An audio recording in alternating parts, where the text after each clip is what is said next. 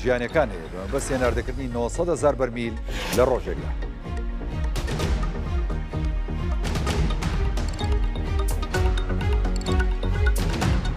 وەزارەتی بەرگری عێراق دەڵێ بنکەی ئاسمانی کەرکووک بنکەیەکی تەواو عێراقیە و هیچ کارمەندێکی بیانی تێدا نییە و هێرشکردنە سەری قبوڵ ناکەن.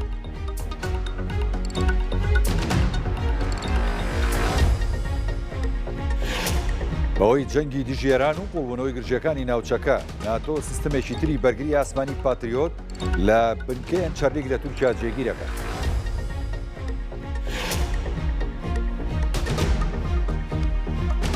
دۆناڵد ترامپ ناردنی هێزێکی تایبەتی زەمینی بۆ ئێران تاوتویە کات بۆ دەست بە سەراگرتنی یۆرانیۆمە پیتێنراوەکەی ئەو وڵاتە لە ئەسفەهان.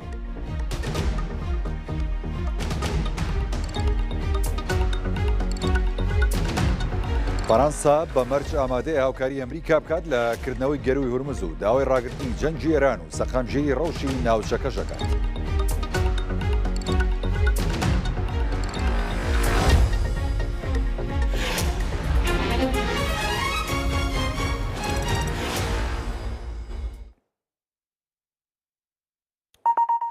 لە ماوەی دوو ڕۆژی ڕابردوودا بە درۆن 14 جار و بە موشەکیش 2 جار هێرش کراوەتە سەر ناوچە جیاجیەکانی هەرێمی کوردستان.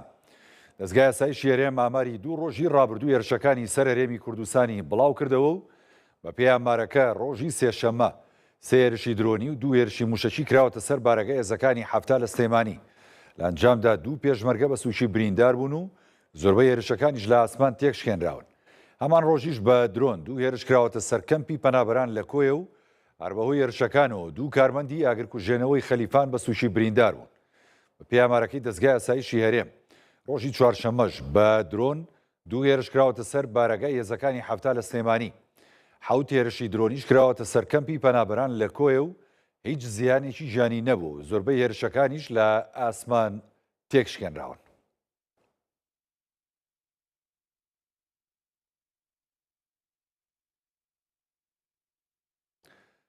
دوای نزیکەی 3 ساڵ لە ڕاگررتنی جارێکی تر هەناردەی نەوتی کەرکووک لە ڕێگەی هەرێمی کوردستانەوە بۆ بەندەری جەیهانی تورکیا دەستی پێکردووە. بۆ خۆناغی یەکەمیش بڕیارە ڕۆژانە لە نێوان 200 بۆ 250,000 بەرمیل نەوت هەناردە بکرێ وە قەرەبوویەک بۆ ئابووری عێراق کە بەوەی کێشەکانی گەروی هورمزەوە هەناردەی نەوتی بە شێوەیەکی بەرچاو کەمی کردووە. دوای نزیکەی 3 ساڵ ڕاگررتنی هەناردەی نەوتی کەرکووک جارێکی دیکە دەست بە هەناردەی نەوت کرایەوە. نەوت لە ڕێگەی بۆڕی کوردستانەوە هەناردەی بەندەری جەیهان دەکرێت. بۆ قۆناغی یەکەم 200 بۆ 250,000 بەرمیل لە ڕۆژێکدا ڕەوانە دەکرێت لەگەڵ نەوتی هەرێمی کوردستان. ئەم ڕێکەوتنە هیچێکە لە ڕێکەوتنە استراتیجیەکانی کەوا لەم سەردەمەیە ئیشی لەسەر بکرێ هەرێمی کوردستان لەبین هەرێمی کوردستان و حکوومەتی عێراقی بۆ لەبەرەوەی بەرژەوەندی خەڵکی سەر و بەرژەوەندی هەموو شتێکە. ئێمە بۆ دابینکردنی بژێوی ژیانی خەڵکی ینی بۆ دابینکردنی موچە پێویستە کۆمەڵە دەرەچی تر بدۆزنەوە لە دوای داخستنی گەروی هورمز. هیچێک لەوانەی کەوا حکوومەتی عێراقی دەرەچێکی دۆزیەوە بۆ ئەوەی کەوا بتوانێت موچەی خەڵکی دابین بکە داوای لە هەرێمی کوردستان کردکەوە لە ڕێی بۆڕی کوردستان جیهانەوە ڕۆژانە 300 بەرمیل نەوت هەناردە بکە لەبەرەوەی قووەتی هەناردەکردنی نەوت لە بۆڕی کوردستانەوە نزیکەی 500 بۆ 600,000 بەرمیل لترە. پێشتر عێراق لە ڕێگەی گەروی هورمزەوە ڕۆژانە زیاتر لە 3.5 ملیۆن بەرمیل نەوتی هەناردە دەکرد. بەڵام ناتوانرێت لە ڕێگەی بۆڕی کوردستانەوە زیاتر لە 900,000 بەرمیل نەوت هەناردە بکات. ئەم هەناردەیەش قەرەبوویەکی بچووکی زیانێکی گەورەی ئابووری عێراقا. جێگرەوە نابێت لەبەرەوەی بڕەکە کەمە. ئێمە ئەوەی کە لە گەری هورمزەوە لە ڕۆژانە فرۆشتومانە 3.2 ملیۆن بەرمیل بووە. تۆ ئێستا وەکو باسم کرد ئەگەر لە باشترین توانامانەوە بەبێ هیچ کێشەیەکی هوەری و ئەمنی و ئەو بابەتانێکە لەوانەیە بیگەینە 900,000 بیگەێنین ئەویش ئەوە لە ئایندەیە ئابێت. جێگرەوەی ئەوە نابێت بە دیری ئەوە نابێت بەڵام کوردوتنی زەرە لە نیوە شاب گەڕێتەوە قازانجمانە تۆ هیچ داهاتێکی کەد نییە لە زیاتر لە 90 داهاتی وڵاتەکەی تۆ پشتی بە نەوت بەستووە ئەمە خاڵێک نییە بووی کە لە 100 قەیرانەکە تیمار بکرێ بەڵام هیچ سەمێ لەم کاتەیە ئەتوانی بڵین بە شێوەیەکی جزئی ئەتوانین لەم ئەزمەیە دەرچین چونکە ڕوون و ئاشکرایە عێراق پێش ئەم جەنگە دەوروبەری 3 ملیۆن و نیوی بەرمیلی هەناردەی جیهانە کرد لە ڕێگەی گەروی هورمزەوە. ساڵی 2023 بە بڕیاری دادگای پاریس هەناردەی نەوتی کەرکووک لە ڕێگەی بۆڕی کوردستانەوە ڕاگیرە. ئێستاش لە ئەنجامی ڕێکەوتنی هەردوو حکوومەتی هەرێم و عێراق هەناردەی نەوتی کەرکووک لە ڕێگەی بۆڕی کوردستانەوە دەستی پێکردەوە.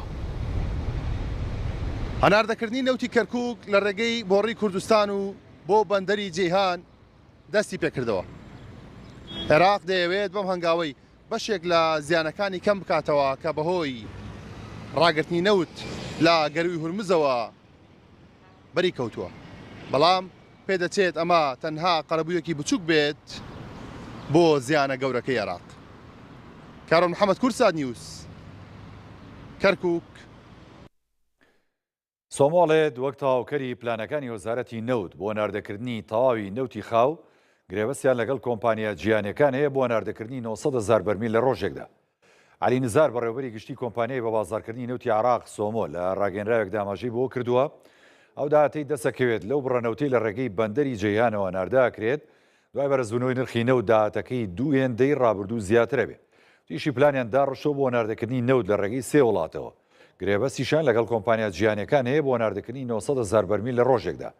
بەڕێوەبەری گشتی سۆمۆڵێت چەند ڕێکارێکیش گیراونەتە بەر بۆ گواستنەوەی نەوت و بەرەمەکانی سوتەمەنی بە تانکەر لە پاڵاوگە جیاجیەکانەوە بۆ دەواازە جێگرەوەکان لەگەڵ بەکارهێنانی دەواازە سنووریەکانی سووریا و ئوردونیش لەبری بەندەرەکانی باشوور و ناردەکردنی نەوتی خاوی بەسرە ڕێگەی دەواازەی سووریاوە بۆ بەندەری بانیاس و لەوێشەوە بۆ دەریای ناوەڕاست.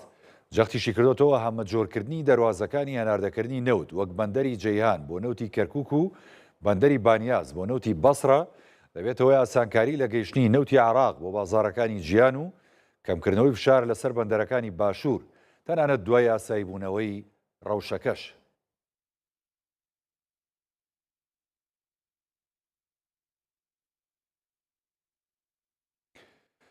وەزارەتی بەرگری عێراق قەڵێت بنکەی ئاسمانی کەرکووک بنکەیەکی تەواو عێراقیە و هیچ کارمەندێکی بیانی تێدا نییە و هێرشکردنە سەری قبوڵ ناکەن. وەزارەتی بەرگری عێراق ڕاگەندراوێکی لەبارەی هێرشە موشەکیەکانی سەر کەرکووک بڵاو کردەوە و ئاماژەی بۆ کردووە بە موشک هێرش کراوەتە سەر بنکەی ئاسمانی کەرکووک و لە ئەنجامدا ئەگەر لە بنکەکە کەوتۆتەوە و دواتر لەلایەن تیمە تەکنیشەکانەوە کۆنتڕۆل کراوە و هیچ زیانێکی ژیانی نەبووە.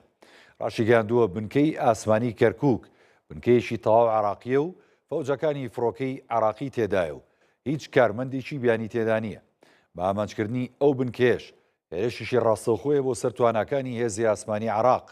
جەختیشی کردوتەوە ئەو جۆرە کردەوانە تەنها دامەزرەوە سەربازیەکان ناکاتە ئاماج بەڵکو هەوڵی تێکدان و لاوازکردنی ئەو دەستکەوتانە ژەدات کە بۆ بەهێزکردنی تواناکانی عێراق بەدەستهاتوون. ئەوەش جێگەی قبوڵکردن نییە.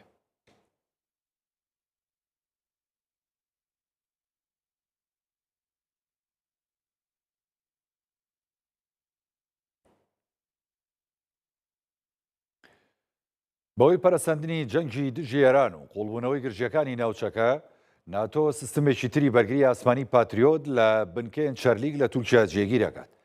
وەزارەتی بەرگری تورکیا بڵاوی کردەوە پەیمانی باکووری ئەتڵەسی ناتۆ سیستمێکی تری بەرگری ئاسمانی پاتریۆت لە بنکەیەن چەرلیگ لە پارێزگای ئەدەنە جێگیر دەکات. فەرماندەی ئاسمانی هاوپەیمانانیش لە ڕامشتاینی ئەڵمانیاوە سەرپەرشتی پرۆسەکەکە. ئاماژەی بۆش کردووە جێگیرکردنی ئەو سیستمی بەرگریە. هاوکاتە لەگەڵ جێگیربوونی سیستمێکی تری بەرگری ئاسمانی پاتریۆت لە بنکە سەربازیەکە لەلایەن ئیسپانیاوە. بنکەی سەربازیان چەرلیگ یەکێکە لە استراتیژیترین بنکەکانی ناتۆ لە ناوچەکەدا و هێزەکانی ئەمریکا و قەتەر و ئیسپانیا و پۆڵەندا لەگەڵ تورکیا مێننەوە. لە پەرەسەندنی بەردەوامی جەنگی دژی ئێرانیش ڕۆژی سیانزەی ئادار بە موشکی بالستی هێرشکرایە سەر ئەو بنکە سەربازیە. بەڵام موشەکەکە لەلایەن سیستمی بەرگری ئاسمانیەوە خرایە خوارەوە و هیچ زیانێکی نەبوو.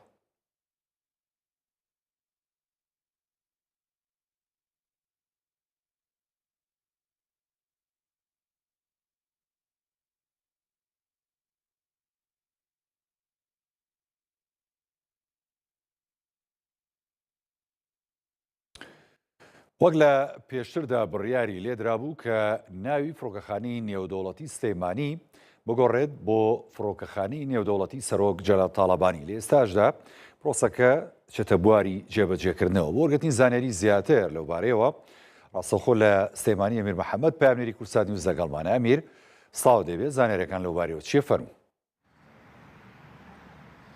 هاوڕێ لە دوای ئەوەی کە لە 3 ساڵی پار 3 ساڵی 2025ەوە بە فەرمانی سەرۆک وەزیرانی عێراق محەممەد شیع سۆدانی فەرمانی کرد کە ناوی فڕۆکەخانەی نێودەوڵەتی سلێمانی بگۆڕدرێت بۆ فڕۆکەخانەی جەلال تاڵەبانی و وەک دەزانین یعنی ئەم بابەتە لەسەر پێشنیاری دامەزراوەی جەلال تاڵەبانی سەرۆک جەلال تاڵەبانی بوو کە پێشنیار کراوە و لە دوای ئەوەوە ڕێکارەکان دەستی پێکرد با چەند قۆناغێک ڕێکارەکان چوونە پێشەوە و ئەمڕۆ یاخود بڵین 11 خولێک بەر لە ئێستا کە لە سەعات 12 ئەمڕۆ لە 19 مانگەوە بەڕەسمی فڕۆکەخانەی نێودەوڵەتی سلەیمانی بوو بە فڕۆکەخانەی جەلال تاڵەبانی فڕۆکەخانەی نێودەوڵەتی جەلال تاڵەبانی سەرجەمی ڕێکارەکان دەستیان پێکردووە واتە هەم لە لۆگۆی بەردەم فڕۆکەخانەوە کە هەر ئەمڕۆ لۆگۆکە هەڵگیرایەوە و ئێستا لۆگۆیەکی نوێدا دەرێت لە جیاتی ناوی فڕۆکەخانەی نێودەوڵەتی سلێمانی فڕۆکەخانەی نێودەوڵەتی جەلال تاڵەبانی و لۆگۆ نوێیەکەی کە لۆگۆیەکی نوێیە بۆ فڕۆکەخانە دانراوە هەڵدەواسرێت. هەڵبەت من لەگەڵ سەرۆکی دامەزراوە یاخۆ لەگەڵ دامەزراوەی جەلال تاڵەبانیە قسەم کرد لەگەڵ بڵێن ئەوەیە کە زانیاریم لێ وەرگرتن باسییان لەوە کرد کە لە دوایەوەی کە ئەم ڕێکارانە سەرجەمیان گیراونەتە بەر بڕیار وا بووە کە لە ڕێوڕەسمێکی گەورەدا و بە بانگێشتی بەرپرسانی سیاسی لە هەرێمی کوردستان و لە عێراقیشەوە مەراسیمێکی گەوری بۆ بکرێت لە کاتی گۆڕی ناوەکەیدا بەڵام بەهۆی ئەم بارودۆخەی ئێستەوە کە وەک دەزانی ناوچەکە لە نێو جەنگدایە نەتوانراوە ئەو مەڕاستیمەی بۆ بکرێت بۆیە هەر بەم شێوەیەوە لەگەڵ فڕۆکەخانە شاخسەم کرد من لەگەڵ هەندێک سەرچاوەیە ئەوانیش بە هەمان شێوە باسییان لەوە کرد لە سەعات 12ەوە هەموو مامەڵەکان کە دەکرێت دەبێت بە فڕۆکەخانەی نێودەوڵەتی جەلال تاڵەبانی و ئەوەی کە هەیە لەسەر نەخشە ئەگەر ئێستا سێر بکەیت لە نێو فڕۆکەخانەکاندا بگەڕی لە سەعات 12ەوە بە تەواوەتی ناوی فڕۆکەخانەکە گۆڕاوە ئێستا فڕۆکەخانەی نێودەوڵەتی جەلال تاڵەبانی و هاوڕێ منە ئەوە توشان بم کە ئێستا گەر بە ڕوونی نازانم ئەگەر دیار بێ لای ئێوە یاخودنا ئەگەر هەر سێری با بڵێن وێبسایتی فڕۆکەخانەی نێودەوڵەتی سلێمانی بکەن ئێستا بە تەواوەتی لەسەر وێبسایتەکە نووسراوە فڕۆکەخانەی نێودەوڵەتی جەلال تاڵەبانی واتە ناوی فڕۆکەخانەی نێودەوڵەتی سلێمانی نەماوە و بەڕسمی بۆ فڕۆکەخانەی نێودەوڵەتی جەلال تاڵەبانی و هەروەها ئێستا گە دەتەوێت لە تۆڕە کۆمەڵایەتەکانی فەیسبوک ئینستاگرام هەر تۆڕە کۆمەڵایەتێکی دیکە بە دوای ئەو فڕۆکەخانەیەدا بگەڕی کە لە شاری سلێمانیدا هەیە جاران دەبێت بود نووسیا فڕۆکەخانەی نێودەوڵەتی سلێمانی بەڵام ئێستا ناوەکەی بە تەواوەتی گۆڕاوە و ئەوانیش لە هەموو با بڵێن سۆشیال میدیا و لە هەموو سایت ئەلێکترۆنیەکانیشدا بە هەمان شێوە ناوەکە گۆڕاوە بۆ فڕۆکەخانەی نێودەوڵەتی جەلال تاڵەبانی.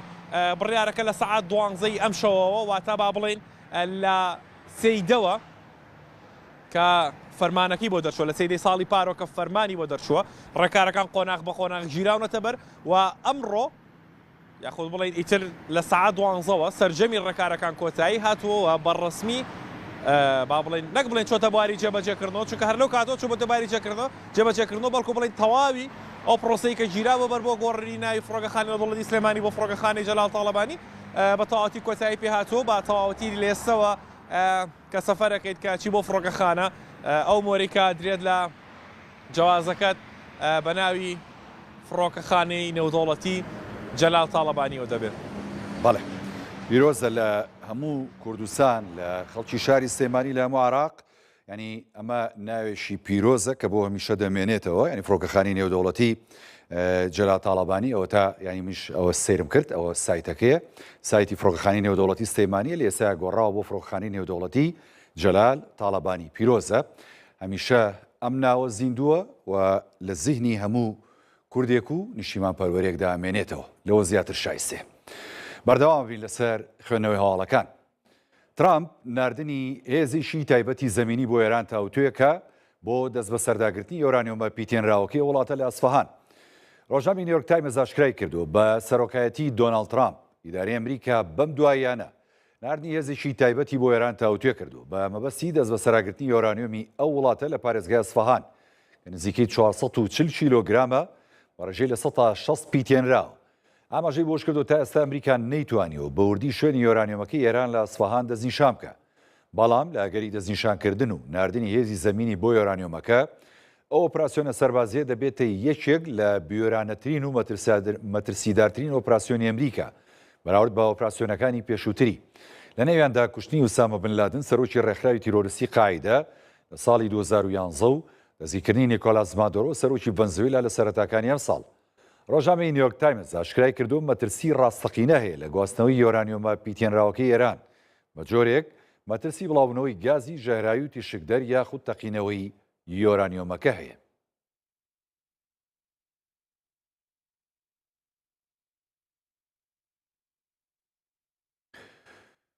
گەروی هورمز کەناڵی CNN ئەڵێت لە راپۆرتێکی شیکاریدا کە لە زاری لێپرساوانی ئەمریکاوە مەژی بۆ کردووە لە ئێران هەزاران بژاردەی هەیە بۆ ڕەشەکردن لە کەشتیوانی لە گەروی هورمزدا.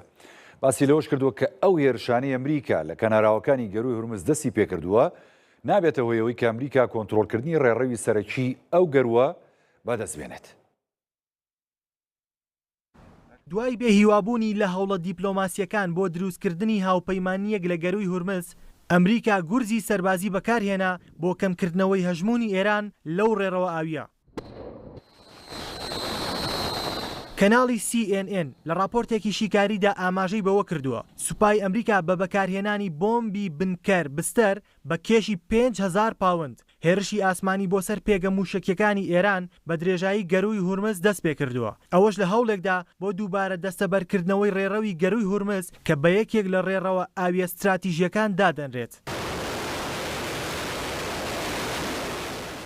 فەرماندەی ناوەندی ئەمریکاش لەبارەی ئەو هێرشە ڕوونکردنەوەی داوە و ڕایگەیاندووە کە موشەکەکانی دژە کەشتیەکانی ئێران لەو شوێنانە مەترسیەکی ڕاستەوخۆیان بۆ سەر کەشتیە نێودەوڵەتیەکان لە گەروەکەدا دروست کردووە کە یەکێکە لە گرنگترین ڕێگاکانی ترانزیتی وزا لە جیهاندا. بەڵام شرۆفەکاران و چاودێرانی ڕۆژهەڵاتی ناوەڕاست هۆشداریان داوە لە بەردەوامبوونی ئەو هەڵمەتانە و باسییان لەوە کردووە ئێران لە توانایدایە سیستەمێک بەکار بهێنێت کە بە سیستەمی فرەتچین ناسراوە و چەندین تەقەمەنی ئاڵۆز لەخۆ دەگرێت لە حاڵەتی بەکارهێنانیشیدا زیانی کارەساتباری لێ دەکەوێتەوە.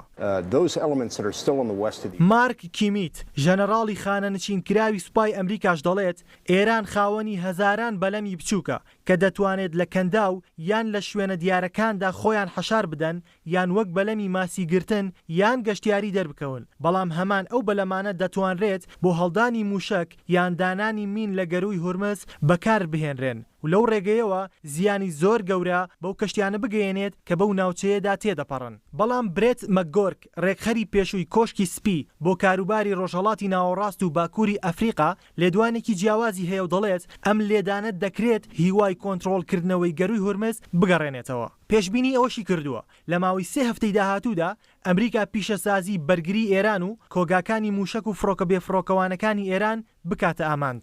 مەکگۆرک ڕاشی گەیاندووە ئەمە ئاڵنگاریەکی سەربازی گەورەیە و دەبێت ئەنجام بدرێت. فەڕەنسا بە مەرج ئامادەیە کە هاوکاری ئەمریکا بکات لە کردنەوەی گەروی هورمز و داوای ڕاگررتنی جەنگی ئێران و سەقامگیری ڕەوشی ناوچەکە ژەکات. ڕۆڵان لیسکۆر وەزیری ئیدارەی فەڕەنسا لە چاوپێکەوتنێکدا لەگەڵ کەناڵی CNBC ئەمریکی ڕایگەیان فەڕەنسا ئامادەیە بۆ هەر هەنگاوێک لە پێناوە سایکردنەوەی ڕەوشی گەروی هورمز، بەڵام لە قۆناغی جەنگدا نابێ و هەنگاوە بنرێ. تووشی لە ئێستادا هیچ وڵات و کەسوولایەنێک ئامادە نییە بە گەروی هورمزدا تێپەڕ ببێت چونکە مەترسیدارە. وەزیری ئیدارەی فەڕەنسا جەختیشی کردەوە پێویستە لە ئێستادا ڕەوشی ناوچەکە ئاسایی بکرێتەوە و دواتر بێت لە چەسپاندنی ئاسایش و سەلامەتی گەروی هورمز بکرێتەوە.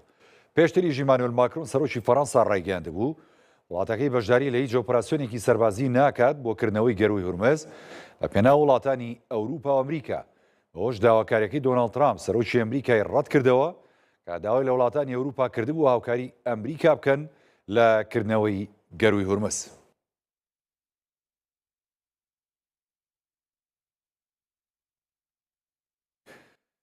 وەزیری دەرەوە ئێران ڕایەگەێنێت باوەڕیان بە ئاگربەز نییە، بەڵکو باوەڕیان بە کۆتاییێنانی یەکجاریە بەو شەڕی کە دەستی پێکردووە.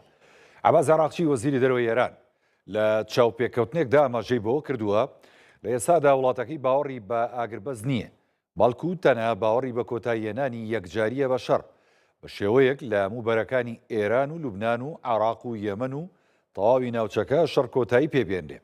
جەختیشی کردۆتەوە ئەمریکا و ئیسرائیل لەوە تێنەگەیشتون ئێران پێکاتێکی سیاسی تۆکمەی هەیە و بە کوشتنی هیچ کەسێک لە وڵاتەکەی ناتوانن کاریگەری دروست بکەن. هیچ ئەمریکا و ئیسرائیل ئەگەر وەزیری دەرەوەی ئێرانیش بکوژن کەسێکی تر پۆستەکەی وەرەگرێ.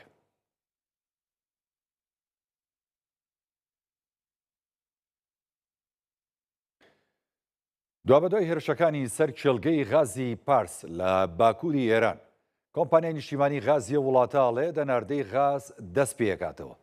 ئاژانسی هەواڵی تەسیم بڵاوی کردوێتەوە کۆمپانیای غازی نیشتیمانی ئێران ئاگری کێڵگەی غازی پارسی کۆنتترۆل کردووە کە بەوەی هێرشەکانی ئەمریکا و ئیسرائیلەوە کەوتبووە. تیمەکانیشیان هەوڵەدەن بە زووترین کات ئەناردە و بەرهێمەنانی غاز ئاسایی بکەنەوە.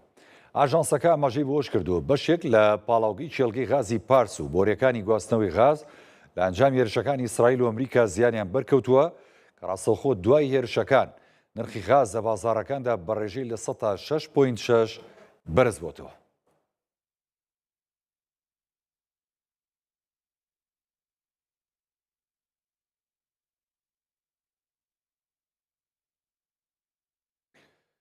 ئەمریکا لە ڕێی کەشتیشی جەنگی گەورەوە هەزاران سەربازی مارێنزی بەرەو ڕۆژهەڵاتی ناوەڕاست ڕەوانە کردووە و ئێستا کەشتێکە لە نزیک سنگاپورێ. بە وتەی سێ لێپرساویەکەداری ئەمریکاش کەشتی USS تریپۆلی ئەندامانی یەکەی سیوەکی هێزی دەریای ئەمریکای تێدایە کە یەکەیشی تایبەتە بە دەزوەردانی خێرا و ژماری سەربازەکانیش نزیکەی 2200 سەربازە. بەڵام هیچ زانیاریەک نییە لەبارەی ئەوەی ئەو سەربازانە لەکوێی ڕۆژهەڵاتی ناوەڕاست جێگیرەکرێن و بە وردی ئەرکیان چییە بێت. ئەمریکا لە ڕێگەی کەشتێکی جەنگی گەورەوە هەزاران سەربازی مارێنزی بەرەو ڕۆژهەڵاتی ناوەڕاست ڕەوانە کردو و ئێستا کەشتێکە لە نزیک سنگاپورێ.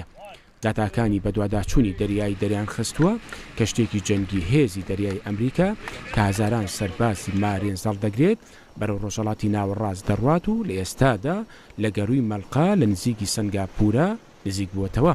داتاکانی سیستمی ناسینەوەی ئۆتۆماتیکی AISیش دەری دەخەن کەشتی جەنگی USS تریپۆلی ئەمریکی لە ڕێگەدایە بەرەو ڕۆژهەڵاتی ناوەڕاست بە هۆکاری سەلامەتیش کەشتێکە ڕێگای سنگاپورەی گرتووەتە بەر.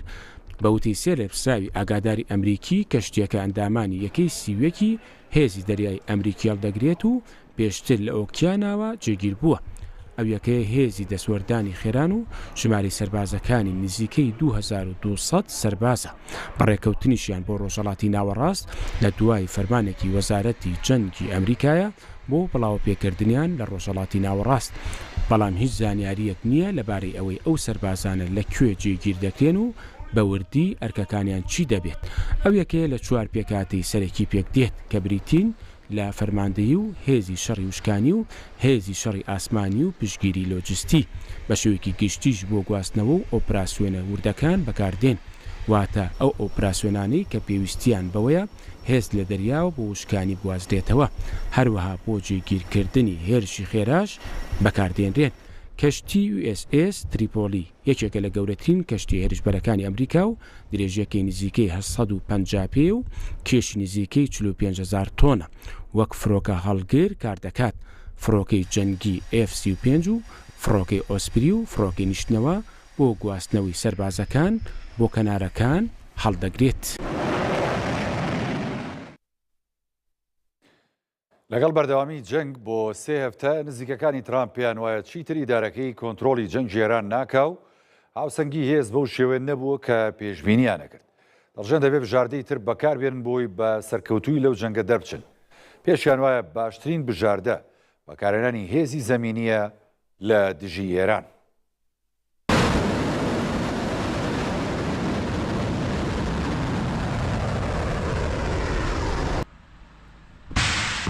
پێدەچێت وەڵامدانەوەی ئێران بۆ هێرشەکانی ئەمریکا و ئیسرائیل لە ئاسی چاوەڕوانیەکانی ئیداری دۆناڵد ترامپ زیاتر بوو بێت. بەو پێی لە ئێستادا ئیدارەکەی بە دوای کۆنتترۆلکردنی دۆخەکەن و ترسی لە دەستدانی کۆنتترۆلی جەنگەکەیان هەیە. ماڵپەری پۆلتیکۆی ئەمریکی لە زاری بڕیار بەدەستانی نزیک لە دۆناڵد ترامپەوە بڵاویان کردەوە ئێستا دەوروبەرەکەی ترامپ گەیشتونەتەوە بڕوایی کە ئیدارەکەی ترامپ کۆنتترۆلی ئۆپەراسیۆنی سەربازی دژ بە ئێرانی لە دەستداوە بەو پێی گرژیەکان بەردەوام و تا دێت پانتایی جەنگەکە فراوانتر دەبێت و هیچ ئاسۆیەکیش بۆ کۆتایی هاتن لە ئارادا نییە. ماڵپەڕەکە ئاماژەی بەوەش کردووە نە ترامپ و نە لێپرسراوانی ئیدارەکەی پێشبینیان نەدەکرد ئێران بەرگەی لێدانە سەرەتاییەکان بگرێت. استراتێژی خۆیان لەسەر ئەو گریمانەیە دانا کە بە خێرایی هەموو ئامانجەکانیان دەپێکن و کۆتایی بە هێرشەکانیان دەهێنن، بەڵام کاردانەوەکانی ئێران گریمانەکانی ئیداری ترامپی پێچەوانە کردەوە. ماڵپەری پۆلیتیکۆ لە راپۆرتێکدا باسی لەوە کردووە شەڕەکە نزیک دەبێتەوە لە 4 هەفتە. ئەوە جوای کردووە هیواکانی ناوبازنەی دەوروبەری ترامپ بۆ سەرکەوتنێکی خێرا و ڕاگەاندنی سەرکەوتن کاڵ ببێتەوە. هەروەها پێشیان وایە بەردەوامبوونی ئۆپەراسیۆنەکان وای کردووە چیتر ترامپ بە شێوەیەکی کاریگەر کۆنتڕۆلی چۆنیەتی کۆتایی هاتنی ململانیەکانی بەدەستەوە نەمێنێت. ئەو سەرچاوانەی کە قسەیان بۆ ماڵپەری پۆلیتیکۆ کردووە ئاماژیان بەوەش کردووە ئێستا بەشێک لە ئەندامانی ئیدارەکەی ترامپ هێرشی زەمینی بە تاکە بژاردە دەبینن بۆ بەدەستێنانی دەستکەوتێکی سەربازی یان سیاسی کە دەتوانرێت لەو ڕێگەیەوە سەرکەوتن ڕابگەێنرێت. بە پێ و راپۆرتەشی کاری ماڵپەری پۆلیتیکۆ ئێستا دەتوانرێت بوترێت ئێران بووەتە ئەو لایەنەی کە کەی کۆتایی بە جەک دەهێنرێت. ئەوەش پرسیاریەوە دێنێتە کایەوە کە ئاخۆ ئەو کارانە واشنتۆن ناچار دەکات هێزی زەمینی جێگیر بکات لە ئێران.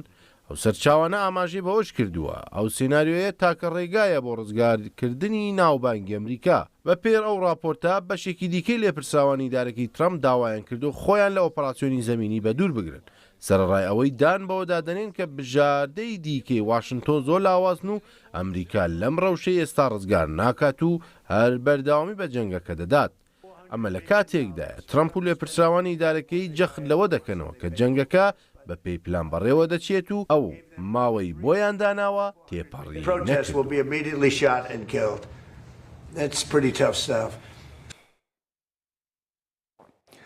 لە سەرەتای دەستپێکردنی هێرشەکانی ئەمریکا و ئیسرائیلەوە بۆ سەر ئێران تا ئێستا زیاتر لە 200 کەس کوژراون، 180 ناوەندی تەندروستیش زیانیان بەرکەوتووە. وەزارەتی تەندروستی ئێران بڵاوی کردەوە بۆ هێرشەکانی ئەمریکا و ئیسرائیل بۆ سەر وڵاتەکەی لە 28 شوباتی ڕابردووە تا ئێستا 206 کەس کوژراون و 1401 کەسیش بریندار بوون. بە شێوەیەک زیاتر لە 185 کوژراوە بریندارەکان خەڵکی مەدەنین و لەگەڵەوەشدا 18 کارمەندی تەندروستی کوژراون. 180 بنکە و ناوەندی تەندروستیش زیانی زۆریان بەرکەوتووە. ئاماژەی بۆش کردو ئەمریکا و ئیسرائیل لە هێرش و بردومانەکانیاندا بۆ سەر ئێران ژمارێکی زۆر شوێنی نیشتەجێبوون و خزمەتگوزاریان کردو تا ئامانج و جیاوازیان نەکردووە لەگەڵ شوێنە سەربازیەکان.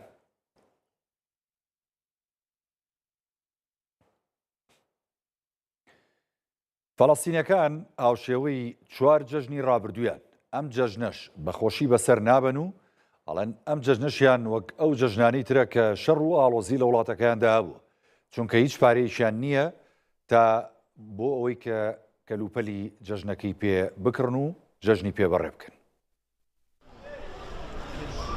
سەرەڕای ئاگربەست و ئارامبوونەوەی ڕەوشەکە فەڵەستینیەکان دەڵێن جەژنی ئەمساڵ لە غەزە جیاوازێکی ئەوتۆی نییە لەگەڵ ساڵانی پێشوو کە ئەو کاتە لە شەڕدا بوون. لە بازاڕێکی شاری خانی یونس فەڵەستینیەکان لە نێودار و پەردووی باڵەخانەکانی نیشتەجێبوون کە بەهۆی بردومانی ئیسرائیلەوە وێران بوون ڕویان لە بازار کردووە. ئەوان دەڵێن بەهۆی شەڕەوە لە ڕووی داراییەوە لە دۆخێکی سەختدان، بەڵام سەرڕای ئەوەش چوونە بازارکردن بۆ هیوای دڵخۆشی بۆ منداڵەکانیان بهێنن. یاسین شەراب ئاوارەیەکی ڕەفەحە لە خانی یونس دەڵێ خۆشی بەس بۆ بچووکەکان ماوە لە غەزە. ئێمە هاتوین بزانین ئەتوانین چ شتێک بۆ مناڵەکانمان بکڕین، بزانین چیمان دەسەکەوێت. خۆشی تەنیا بۆ مناڵەکانە. ئێمە هەر شتێک خوا دابینی بکات بۆ مناڵەکانی کڕین. لەکوێ مرۆڤپاری دەسەکەوێت؟ هیواداری خوا ئازارەکانمان کەم بکات و بتوانین بگەڕین و بۆ ڕەفەح، چونکە بێزار بووین لێرە.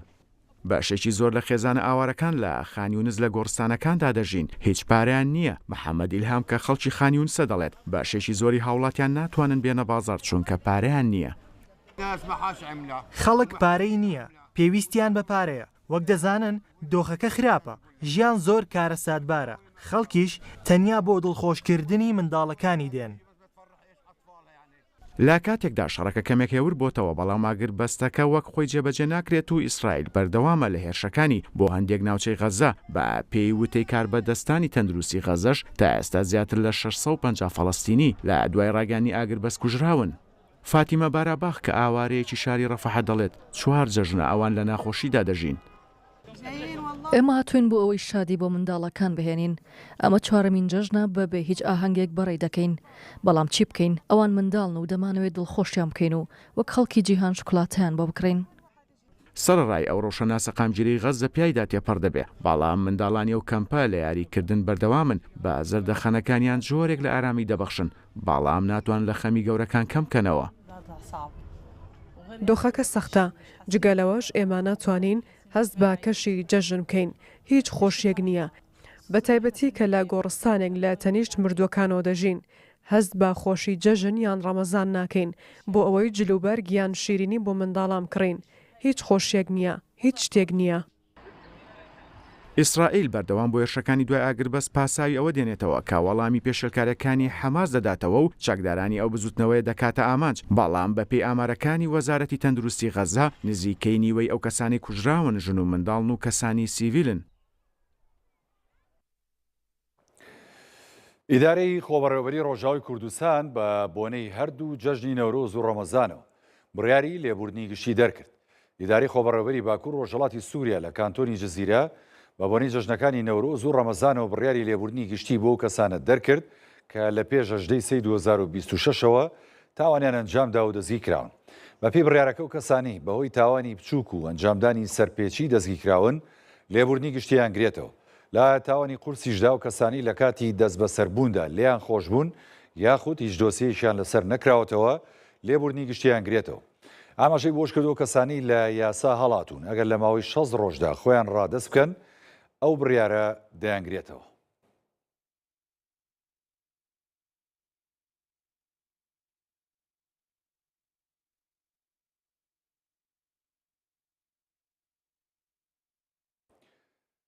لە ئەنجومەنی نوێنەرانی عێراق فراکسیۆنی یەکێتی نزیکەی 100 ئیمزای کۆ کردوتەوە بۆ کاراکردنی مادەی 4 دەستوری عێراق کە تایبەتە بە بڵاوکردنەوەی بڕیار و یاساکانی عێراق بارد و زمانی کوردی و عەرەبی.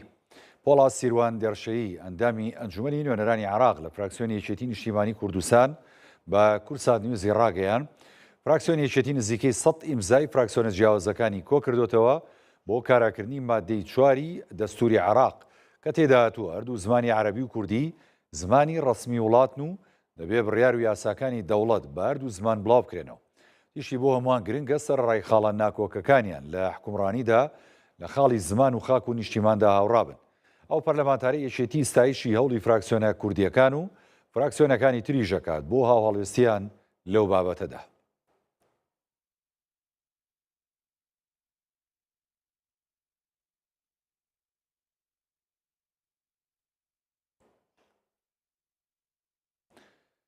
کۆمسیۆنی فریاگوزاری و ژانەوەی چەمچەماڵ دوایین قۆناغی قەرەبووکردنەوەی زیان لێکەوتوانی لاپاوەکەی چەمچەماڵی تەواو کرد و قایمقامی چەمچەماڵی ستایش شێوڵەکانی قووا تاڵەبانی جێگیری سەرۆکوەزیرانی هەرێم و کۆمسیۆنەکە ئاکات بۆ قەرەبووکردنەوەی زیان لێکەوتوان.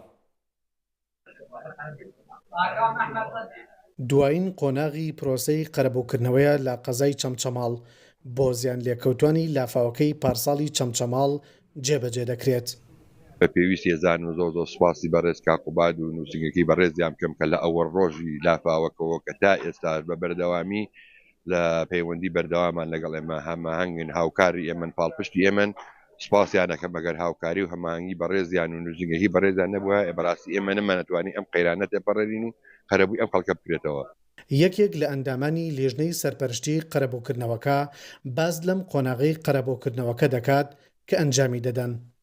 ئەو کەیسانێک کە ئەمڕۆ هەن 187 کەیسمان هەیە کە سەرنجامی ئەو داواکاری و سکاڵانێک کە پێشکەشمان کراوە دوای پێداچوونەوە و سەردانی لیژنەکان و تیمەکان بۆ ماڵەکان و بۆ شوێنە بازرگانیەکان و بۆ ئۆتۆمبیل و بیناسازیەکان سەرنجام لە کوێ ئەو سکاڵە و داواکاریانەی کە پێشکەش کراون 187 سکاڵا و داواکاری پەسەند کراوە. زیان لێکەوتوانی لافاوەکە ستایشی جێگری سەرۆکی حکوومەتی هەرێم دەکەن لە پایی قەرەبووکردنەوەکەیان. ئەم لیژنەیە کە دروست بووە بۆ قەرەبووی ئەو خەڵکی کە زیانی لێکەوتووە لافاوەکەی چەمچەماڵ زۆر ئەزیێتیان خواردووە و تقریبەنەوە بۆ 2 مانگ 3 مانگە دڵ خەریکی ئیشی ئەم خەڵکن و هاوکاری ئەو خەڵکن. پرۆسەی قەرەبۆکردنەوەکەی زیان لێکەوتوانی لافاوەکەی نوێی کانونی یەکەمی ساڵی 2025 بەپێی کارنامەیەکی سیستەماتیکی گونجاو ئەنجامدرا و کارەکان دەڕێی ئەنجومەنێک و چەندین کۆمسیۆنەوە لەژێر چاودێری نووسینگەی تایبەتی قوبات تاڵەبانی جێگری سەرۆکی حکوومەتی هەرێمی کوردستان بە شێوەیەکی سەرکەوتوانە بە ئەنجام گێنرا. جێبەجێکردنی پرۆسەی قەرەبۆکردنەوەی زیان لێکەوتوانی لافاوە گەورەکەی چەمچەماڵ کارێکی ئاسان نەبوو، بەڵکو هەڵ و کۆشش و ماندووبوونی زۆری ویست تا دەرەنجام بەشێک لە خەمە سەرەکیەکانی هاوڵاتیانی ڕواندەوە. ئاسان جەلال، کورسات نیوز، چەمچەماڵ. جەنگی ئەمریکا و ئیسرائیل دژیێران کاریگەری لەسەر ژمارەی گەشتیاران لە هەرێمی کوردستان دروست کردووە و بەراورد بە ساڵانی ڕابردووم ساڵ ژمارەیەکی زۆر کەمی گەشتیار بۆ جەژنی ڕەمەزان ڕویان لە هەرێمی کوردستان کردووە. لایەنە پەیوەندیدارەکانی پارێزگای سلێمانیش ئامادەکاری تەواویان بۆ پێشوازیکردن لە گەشتیاران کردووە و لە ڕۆژانی جەژندا زیاتر لە 100 میوانخانە و ڕێستۆرانت و شوێنی مانەوە کراوە دەبن. سەرباری جەنگ و ئاڵۆزیەکانی ناوچەکە بەڵام هاتنی گەشتیاران بۆ پارێزگای سلێمانی بەردەوامە. هەرچەندە جەنگی ئێران کاریگەری زۆری کردووەتە سەرهاتنی گەشتیاران بۆ هەرێمی کوردستان بە بەراورد بە بۆنە و جەژنەکانی ساڵانی ڕابردوو، بەڵام سەرباری ئەوە بەهۆی بەرقەراری ئاسایش و ئارامی هەرێمی کوردستان و شاری سلێمانی، هاتنی گەشتیاران لە شارەکانی خوار و ناوەڕاستی عێراق بۆ بەسەربردنی پشووی جەژن و نەورۆز بەردەوامە. والله كل شيء حلو بسليماني، أهلها حلوين. بەڵێ سلێمانی زۆر خۆشە و هیوای ئاشتی و ئارامی بۆ سلێمانی دەخوازین. ئەمە یەکەم جارم نییە بێم بۆ سلێمانی، چەند جارێک هاتووم بۆ سلێمانی و شارێکی زۆر خۆشە. خەڵکی سلێمانی زۆر باشن و ئاو هەوای سلێمانی زۆر خۆشە. ڕاستەوەکو هەولێر بینای زۆری تێدانە، بەڵام ئاو هەواکی خۆشترە. گەشت و گوزاری سلێمانی و لایەنە پەیوەندیدارەکانیش لە بازگەکان بەردەوامن لە ئامادەکاریەکانیان بۆ پێشوازی لە گەشتیاران. تێکچوونی بارودۆخی ئارامی یاخود هەبوونی بارودۆخێک ئەگەر کاتیش بێ بارودۆخێکی ئارامی ناجێگیر بێگومان کارەکاتە سەر هەموو شتێک، بەڵام هیچ شتێکیش ناوەستێ ژیان بەردەوامە بێەوە بواری گەشتیاری ژۆکو یەکێک لەو بوارانە ناوەستێەوە چالاکیە گەشتیارەکانیش بەردەوامە بن، تەواوی بنکەکانیش ئەوەی کە ئێمە ئاگادارمانکردنەوە خزمەت گوزارەکانیان بەردەستە بێ بۆ خزمەتی میوانان و گەشتیاران و سەردانیکەرانی بەڕێزی شاری سلێمانی. بەشێکی زۆری گەشتیارانی هەرێمی کوردستان لە ناوەڕاست و خواروی عێراقەوە دێن. ساڵانە لە بۆنە و جژنەکانیشدا لیژنەی جیاواز لە بازگە و هۆتێل و میوانخانە و چێشتخانەکان هەموو ئامادەکاریەک دەکەن بۆ پێشوازی لە گەشتیاران. بۆ ئەم جەژنەش زیاتر لە 100 شوێن لە چێشتخانە و میوانخانەکان کراوە دەبن. ئەمە کتابی قایمقامەتی خەدای مەڵبەندی سلێمانیە کە دوێنێ کۆبنەوەی لەسەر کراوە، ئێمە زیاتر لە 100 شوێنمان کراوە ئەبێ بۆ ڕۆژانی جەژن. ئیشاءڵڵا مەویستیش نابین لە گەشتیاران، بەڵامی تر خۆ دەدانی ئەم شەڕە نەگریسە قاڕێ ئاسیا هەمووی گرتووەتەوە و هەرێمی کوردستانی شەڵبەتە بەشێکە لە نەهامەتیەکان. خاوەنی هۆتێل و مۆتێلەکانیش دەڵێن ساڵانی ڕابردوو هەفتەیەک پێش هاتنی جەژن گەشتیاران ژووریان دەگرت و پەیوەندیان دەکرد، بەڵام ئەم دۆخە کاریگەری لەسەر هاتنی گەشتیاران دروست کردووە. لە ئێستادا لە ڕووی گەشتیاریەوە زۆر کەس بۆتەوە، چووکە بەبوونی ئەم شەڕ و کێشانەوەی کە ڕوویەوە زۆر ینی لە چاو ساڵانی ترەکەم بۆتەوە. حالیان هیچ ژوورێکمان نییە بۆ گەشتیاران و هیچ حەزیان نییە. ساڵانی پێشوو لە هەفتەیە پێشەوەی بمێنێ بۆ جەژن حەج هەبوو، تەلەفۆن هەبوو، هیچ هەموو شتێک هەبوو، ینی بیانێ بێن بۆ گەشتیار بێ بۆ سلێمانی ڕووکاتە ئوتێلەکانەوە. بەڵام لە ئێستا هیچ شتێک نییە، ینی نە تەلەفۆن هەیە، نە حەجزێکمان هەیە، نە ژوورێکمان هەیە بۆی گەشتیاریان بێت. بەپێی ئامارەکانی دەستەی گەشت و گوزار ساڵانە لە دۆخی ئاسایی جەژنەکاندا نزیکەی 200,000 گەشتیار سەردانی هەرێمی کوردستانیان کردووە. لە هەرێمی کوردستانیش نزیکەی 2500 شوێن بە ناونیشانی بنکەی گەشتیاری تۆمارکراون. دنیا ماجد، کورتسات نیوز، سلێمانی. لەگەڵ نزیکبوونەوەی جەژنەکانی ڕەمەزان و نەورۆز شوێنە گەشتیارەکانی ئاویناواری دوکان ئامادەکاری تەواویان بۆ پێشوازیکردن لە گەشتیاران کردووە و خاوەن پرۆژەیەکی گەشتیاری ژەڵەیە دەموو ئامادەکاریشیان کردووە بۆ پێشوازیکردن لە ژمارەیەکی زۆری گەشتیاران. بەڕێوەبەری گەشت و گوزاری دوکانی ژەڵە لە سنوورەکەیان زیاتر لە 100 شوێنی گەشتیاری هەیە کە 2000 کەپر و 200 کابینی گەشتیاری لە خۆگرن و شوێنی مانەوەیان هەزاران گەشتیارە. ئامادەکاری دەکەن بۆ پێشوازیکردن لە هاتنی گەشتیاران. هەڵگوردنووری خاوەن پرۆژەی گەشتیاریە لە دوکان دەڵێت خاوەن پرۆژە گەشتیاریەکان ئامادەکاری تەواویان کردووە بۆ ئەوەی لە جەژن و نەورۆزدا پێشوازی لە ژمارەیەکی زۆری گەشتیاران بکەن. وەکو خاوەنی پرۆژەی شرای خێزانی وەکو خۆتان ئاگادارن پێشهاتنی نەورۆز و هاوین و مناسبەتەکان ئامادەکاریی تەواوەکەین بۆ پێشوازی لە گەشتیارە بە ڕێزەکانەکەین. خۆشانەزان 21 و 23 گەشتیارێکی زیاتر سەردانی قەزای دوکان و پرۆژە گەشتیارەکانەکە خەڵکتان ئاگادان لێ ئەمیش خەریکی ڕێخستنەوەی کەپرەکانی بۆ پێشوازیکردن لە گەشتیارە. ساڵانە هەزاران گەشتیار ڕوودەکەنە ناوچە گەشتیاریەکانی قەزای دوکان. لە ئێستادا تەواوی ناوچە گەشتیاریەکانی قەزاکە ئامادەکراون بۆ ئەوەی لە ڕۆژانی جەژن و نەورۆزدا پێشوازی لە هاتنی گەشتیاران بکەن. ئێمە وەک بەڕێبەرایەتیمان لە سەرەتای ساڵەوەتەواوی شوێنە گەشتیارەکانمان ئاگادار کردوەوە ئامادەکاری تاوا بکەن بۆ پێشوازی لە گەشتیاران. لە ئێستاشە تەواوی شوێنەکانمان ئامادەن بۆ پێشوازی لە گەشتیاران لە ڕۆژانی جەژن و ڕۆژانی دواتریشا. وەکو ئیدارەی قەزای دوکانیش کۆبوونەوەی تایبەتمان کردو بۆ ئامادەکاری پێشوازی لە گەشتیاران و وەکو بەڕێبەرایەتیشمان لیژنەکانمان لە ڕۆژانی جەژنە لە ئەرکابن لە پێشوازی گەشتیارانی کە ڕۆکەنە سنوورەکەمە. لە سنووری قەزای دوکان زیاتر لە 100 شوێنی گەشتیاری هەن کە 2000 کەپر و 200 کابینی گەشتیاری لە خۆ دەگرن و شوێنی مانەوەی هەزاران گەشتیاریان هەیە. دوکان یەکێکە لە هاوینە هەوارە جوان و سەرنجڕاکێشەکانی هەرێمی کوردستان. لە هەر چواروەرزی ساڵدا گەشتیاران ڕووی تێدەکەن لەگەڵ نزیکبوونەوەی هەر بۆنەیەک و لەگەڵ جەژن و نەورۆزیش بە تایبەتی ناوچە گەشتیارەکان ئامادەکاری تەواو دەکەن بۆ ئەوەی پێشوازی لە زۆرترین ژمارەی گەشتیاران بکەن. خالید ئەحمەد کورساد نیوز قەزای دوکان. لە کەرکووک بۆی نزیکبوونەوەی جەژنەکانی ڕەمەزان و نەورۆز بازاڕەکان جمەیان دێ لە کڕیار و خواسێکی زۆر لەسەر جلوبەرجی کوردی هەیە. هاوڵاتیانی ژەڵێن سەرەڕای کێشە و گرفتەکانی ناوچەکە بە دڵخۆشیێکی زۆر و بە گەرمی پێشوازی لە هەردوو جەژنەکە دەکەن.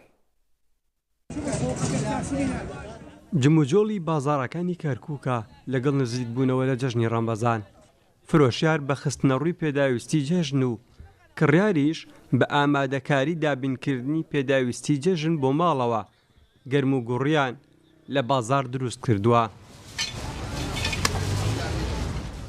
هاوڵاتیانی کەرکووک دەڵێن سەرباری ئەو بارودۆخەی لە ناوچەکەدا هەیە ئامادەکاری خۆیان بۆ جەژن دەکەن و بە دڵخۆشیەوە پێشوازی لێ دەکەن.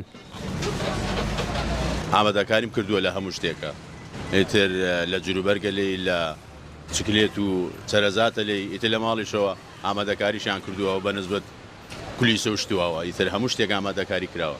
ئینشاڵڵا جێژنێکی خۆشە بێ و بەنسبەت خەڵکەوە ئامادەکاریەکە تقریبا باشە خەڵک زۆر خراپ نییە وەزعی ئینشاڵڵا ئاواتەخوازیش قەزیک میلەتی کورد هەر سەرفراز بێ و بێ کێشە بێ.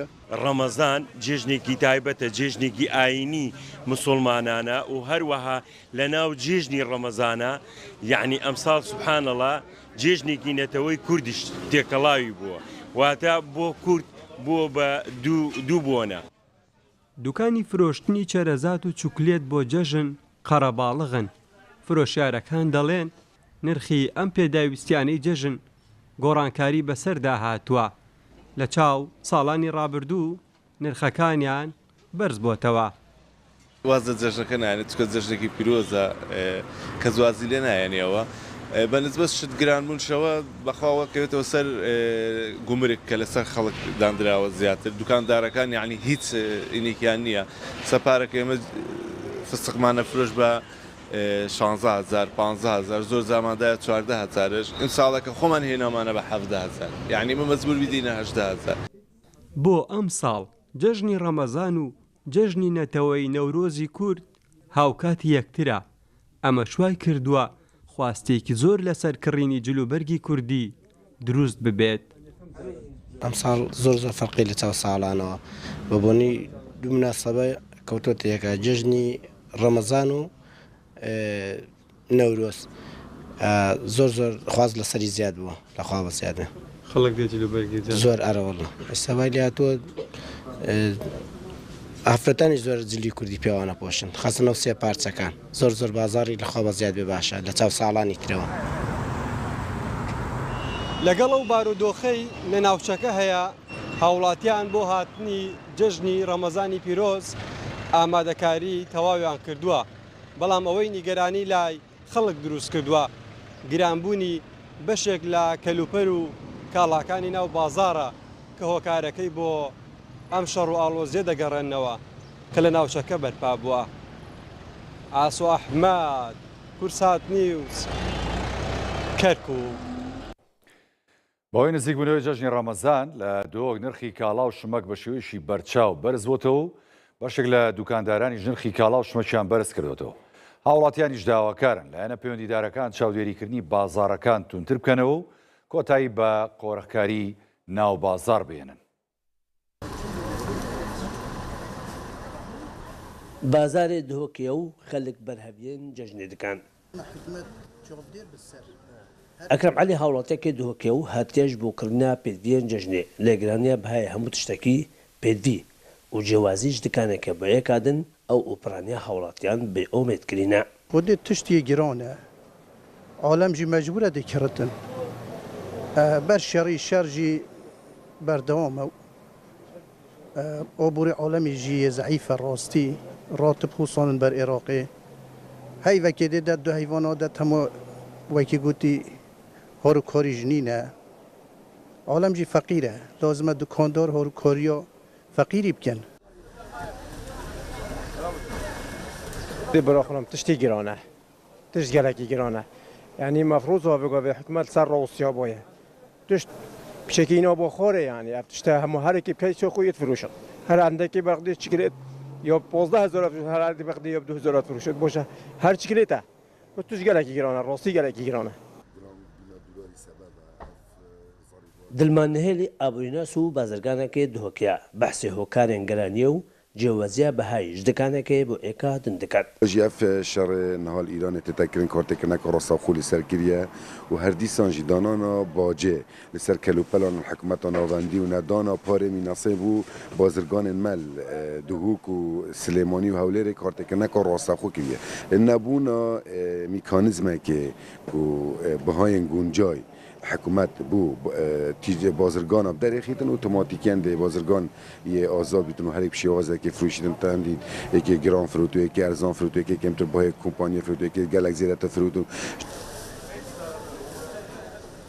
ساڵانە گەلهاتنە هەر هەڵکەفتەکە چ ئاینی یان نەتەوەی بێت لە بازارên دهۆک هەموو تشت گران دەبێت و هەر ئێگل دووف دلێ خۆ بەهای بۆ کەرەستێن خۆ دادنێت و هاوڵاتی باجاوەیەکێ ددان.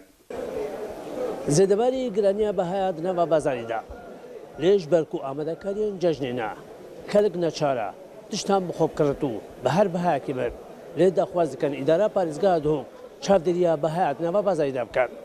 شێوە قەدر کورسان نیوز دهۆک. بەهۆی کردنەوەی دەواازە سنوورەکانی ئێران جارێکی تر نرخی بەرەمە کشتتوکالەکان لە هەرێمی کوردستان دابەزیوە و نرخەکانیان جێگیر بوو کە پێشتر بۆی سەرهەڵدانی جەنگی ئەمریکا و ئیسرائیل لە دژی ئێران و داخستنی دەواازە سنوورەکانی ئەو وڵاتە بەرز بوونەوە. ئێمە لە ماوەی هەفتەك دە ڕۆژی ڕابردوو گرفتی نرخەکانمان هەبوو گرفتی مەرزەکانمان هەبوو سەرجەم خاڵە سنووریەکان داخرا بوو پشێویەک لە ناو بازار بوو بەرە بووم دەست نەدەکەوت نرخەکان تەواو بەرز بوو بۆەوە بەڵام خۆشببختانە دوای کردنەوەی بەشێک لە مەرزەکان حاجۆمەران باشماخ پەروێزخان سپاس بۆخوا سەرجەم بەرەبوومەکان ئێستا بەردەستان نرخەکانیش هەمووی زیێگیرە تەنها گرفتی تەماتەمان هەیە ئێمە بەرەبوومی تەماتەی چییە؟